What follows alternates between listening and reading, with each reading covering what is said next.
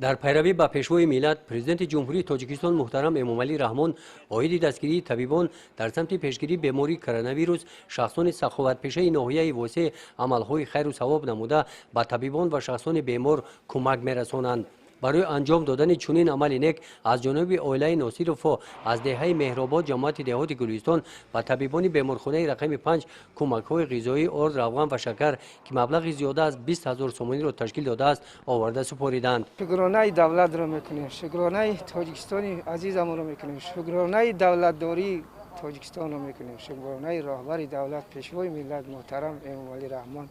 شکرانه همه راهبریت سر کرده از حکومت جمهوری تا ولایت تا ناحیه تا این جماعت، شکرانه صاحبکاران که در این روزهای حساس، در این روزهایی که یک مریضی که با نام کووید 19 تمام دنیا را به لرزه درآورده است، در این روزها آنها در بر ما راست ایستاده است، ما را هم دستگیری کرده است. مینتداری خویش، مینتداری کارگران ساحه تندرستی را بیان میکنم. من مینتداری خلق تاجیک را، دوستی رفاقت خلق تاجیک را بیان میکنم که محض در همین روزها این دوستی یکدیگر پیدا می شود. در این روزها همه خلق ده سر کرده از جماعت، نمایندگان حکومت، هر یک فرد شخصیت این جماعت این ده در بر ما راست ایستاده به ما دست دراز کمک میکنند. ما نیز نداری خود را بیان میکنیم و هر دانش ملکه‌ای که خودمان داریم بهر بهبودی سلامتی خلق، سلامتی این مریضایی که به درگاه ما پیش میرن،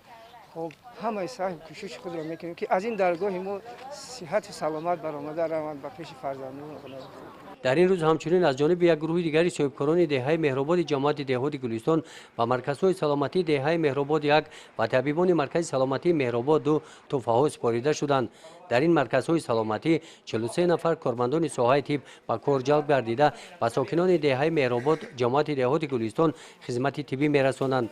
تحفه‌هایی که صاحبکاران به طبیبان پیشنهاد نمودند مبلغ 10,000 سومانی را تشکیل نموده از موادهای سر و لباس مخصوص طبی وابسته به حالت کاری طبیبان، موادهای آنتی سپتیکی، نقاب و دستپوشک‌ها و کمک‌های پولی عبارت بودند. گزارش خواجه نظریف خدای نظر ظهروف از ناحیه واسه برای برنامه اطلاعاتی نوید.